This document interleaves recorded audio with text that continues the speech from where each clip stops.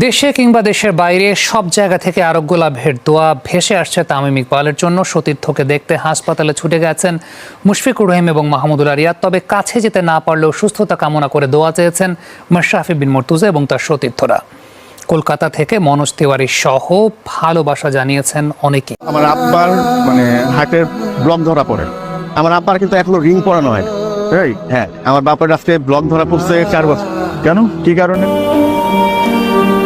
কারো বিপদে সবার আগে ছুটে যাওয়া মানুষটাই আজ নিজেই বিপদে। ক্রিকেট মাঠ থেকে হাসপাতালের আইসিইউতে মোহামেডানের হয়ে টস করছিলেন। এরপর তামিমকে লড়তে হয়েছে জীবন মৃত্যুর সাথে। তবে কথায় আছে, শো মাস্ট গো অন। বন্ধ হয়নি খেলা। মুশফিক, মিরাজরা খেলছেন, দলকে জিতিয়ে ছুটে গেছেন হাসপাতালে। ছিলেন মাহমুদুল্লাহ রিয়া। তবে একজনের ছুটে যাবার পথ নেই। তামিমের সবচেয়ে কাছের মানুষ মাশরাফির হৃদয় ভেঙেছে। হয়তো কাঁদছিলেন সবার আড়ালে। সামাজিক মাধ্যমে ম্যাশ লিখেছেন, তোর কাছে যেতে পারলাম না। সামাজিক মাধ্যমে স্ট্যাটাস দিয়ে খান সাহেবের পাশে দাঁড়িয়েছেন দেশ বিদেশের তার সতীর্থরা। দোয়া চেয়েছেন জাতীয় দলের অলরাউন্ডার রিশাদ হোসেন ও জাকের আলী অনেক। ফাইটার সম্বোধন করে তামিমের জন্য ভালোবাসা জানিয়েছেন তাইজুল ইসলাম, তাওহিদ হৃদয়। অপেক্ষায় তার হাসি মুখ দেখতে। শুধু ক্রিকেটই নয়, দ্রুত ফিরে আসার কামনা করেছেন বিনোদন জগতের সুপারস্টার শাকিব খান।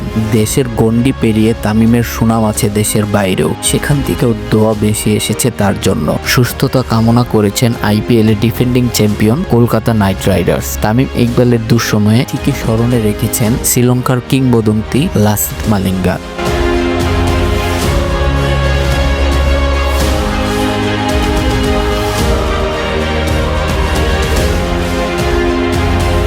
বহু শুভাকাঙ্ক্ষী তামিম ইকবালের কাবে অধিনায়কের হঠাৎই অসুস্থতার খবরে সৃষ্টিকর্তার কাছে দুহাত তুলে প্রার্থনা করেছেন তারা। দেশ থেকে বিদেশ সবারই দ্ব্যর্থহীন চাওয়া অসময়ে যেন বিদায় না নেন তামিম। খান সাহেবের লম্বা সময়ের সতীর্থ মাশরাফি থেকে শুরু করে তাসকিন, মোসাদ্দেক কিংবা মিরাজ সামাজিক মাধ্যমে সুস্থতা কামনা করে পোস্ট করেন সবাই। এছাড়াও তামিম ইকবালের সাবেক ও বর্তমান সতীর্থদের অনেকেই তাৎক্ষণিক ছুটে যান হসপিটালে। দলমত নির্বিশেষে সবারই প্রত্যাশা ছিল একটাই, আবারও সুস্থ হয়ে প্রিয় 22 গজে ফিরুক তামিম ইকবাল।